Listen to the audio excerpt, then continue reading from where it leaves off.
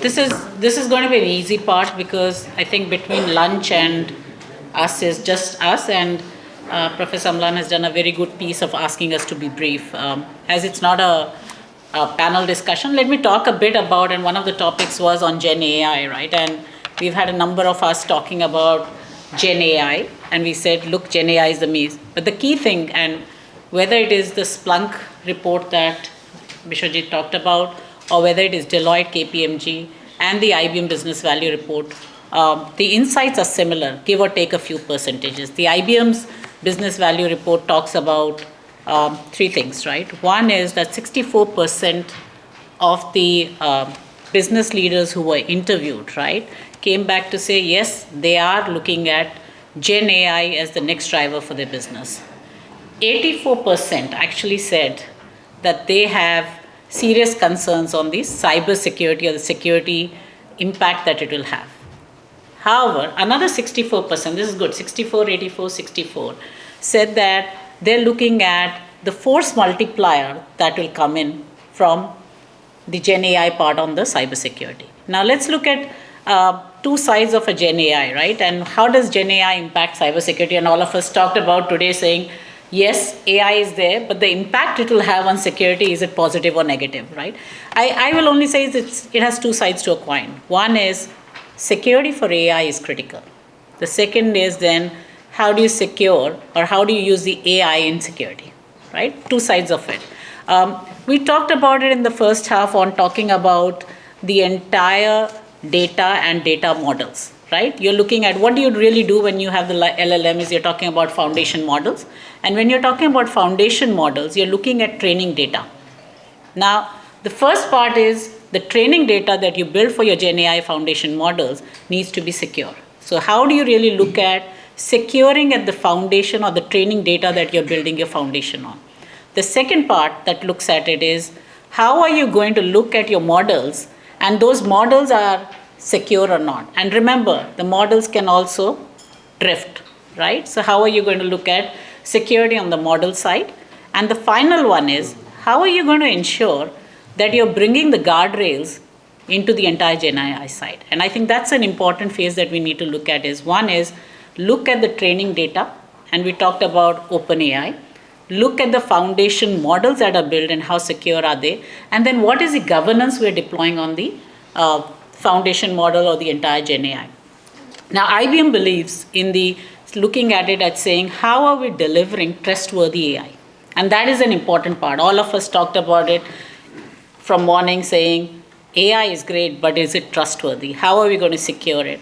And that's the important part of saying how are you going to bring in the cyber resiliency, right? The first part of it is at the board level. How are business leaders looking at it, right? I know you talked about is there enough funding that is happening at cyber on the cyber security side or the security side.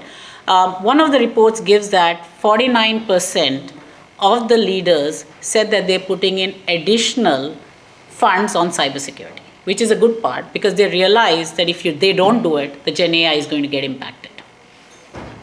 Is this disturbing? I can take it out. Right. One of the important parts when we look at the Gen AI side is, I don't know how many of you heard the news last month, is that around 34 terabyte of data was exposed by the Microsoft AI researchers. Now, this is a serious concern, right? Because they are also the largest stakeholders in the OpenAI. And this is not to say anything about our competition, but the fact that if technology companies who are focusing on Gen AI can get, right, can have these loopholes, then what does it talk about the common man, right? And everyone is using the Gen AI side of it. Madam Shikha talked about it, and she talked about APIs for the India stack. Now, where do we look at it? When we look at training the data, when we look at the models of the data, you also need to look at the entire supply chain, right? And what's happening on the supply chain side is we're saying, how do we get foundation models for every line of business or the vertical business side of it? So that means that we need to really look at, is our supply chain secure? Because that's going to impact both the IT and the non-IT side, and we're looking at the entire industry side of it. The third part of it is also the fact that when we talked about the 5G rollout and the 6G rollout, we're looking at amounts of data that are going to be sitting at extreme end of data centers, which are now getting to where it is core at the level where the work is happening. How are you going to secure that as well? And the whole focus is then how do you use AI in your cybersecurity? The terms remain the same. Are you securing your infrastructure? Are you looking at the surface attack? So you have to start thinking like a security attacker, right?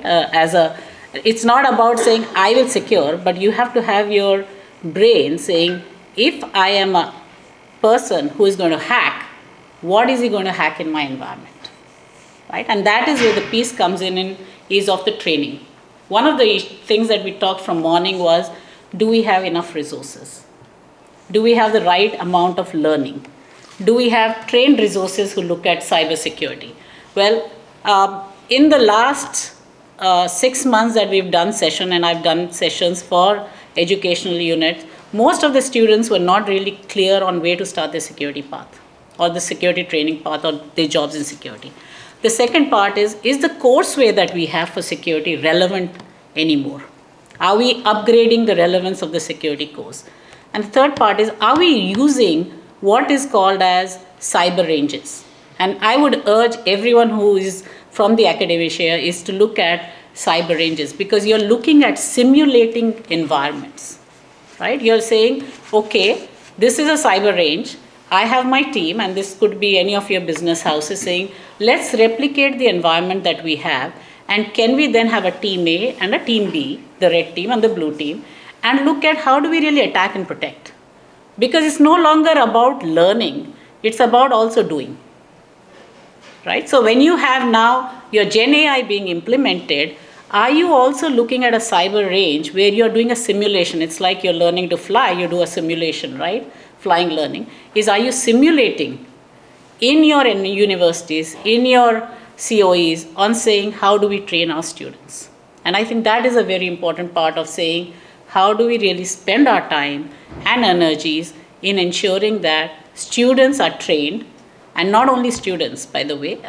One of the chat shows that I was listening to recently said that the offer letters now to the industry will not be on what is your certification, what is your degree, but the relevance you keep to your certification that will matter. And the offer letters that may go out in future will be, how relevant are you in updating your skills and certification? So there will be a clause in saying past degrees is okay, but what? And seriously, this was a chat show that we were listening to, and saying IT industry will at least drive that, and so will the business houses, saying how are you relevantly, right, skilling up and upskilling yourself. So I think it's very important to look at it from both perspectives. And I know earlier Professor Amlan and Professor Sandhu also talked about saying all of us had degrees and we have trainings of 20, 30 years. But I think how relevant do we keep ourselves is a very important point that we need to highlight. So 2, 3 things that I want to again stress on, and I'm sensitive to the time, is the fact that Gen AI is here to stay. Gen AI or the foundation models are key. And if you're going to the next level of IT infrastructure, it will be there. The key thing is, how are you looking at the models and the training data that you have? How are you securing it?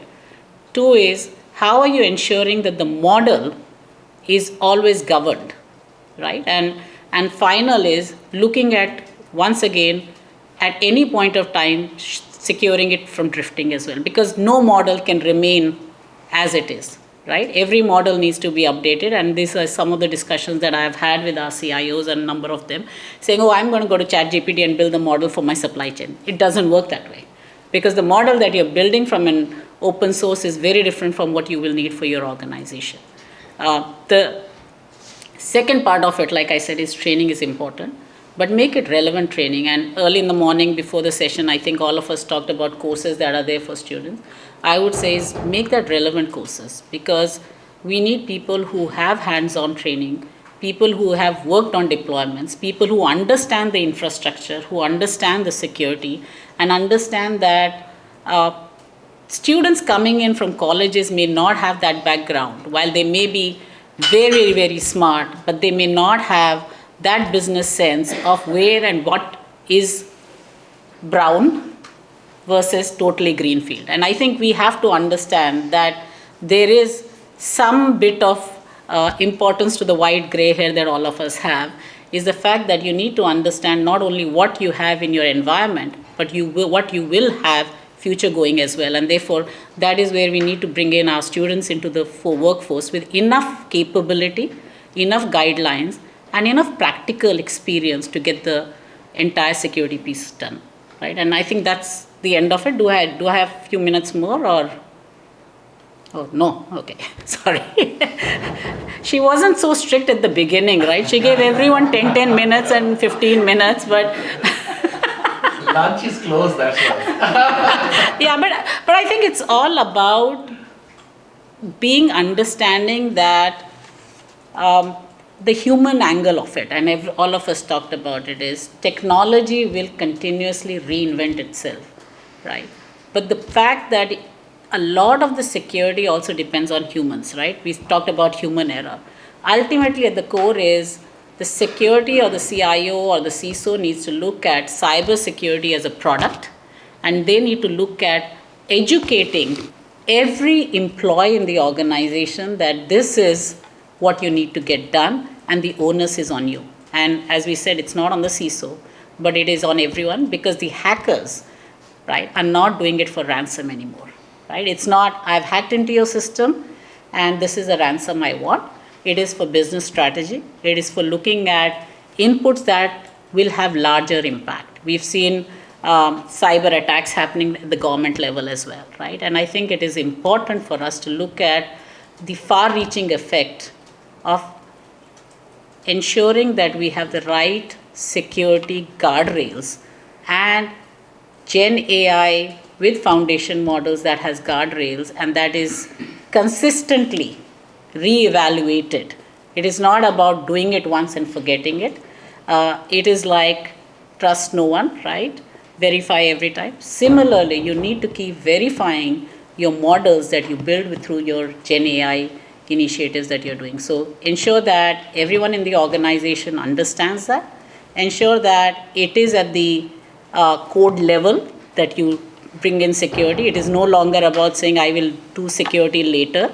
Let me now build the application, and everyone understands that whether it is at the application development layer, whether it is at the API level, and we talked about building an API for the India stack, or whether it is at the application level, you need to look at securing at every point in your delivery, in your infrastructure. So that's my input on that. Thank you.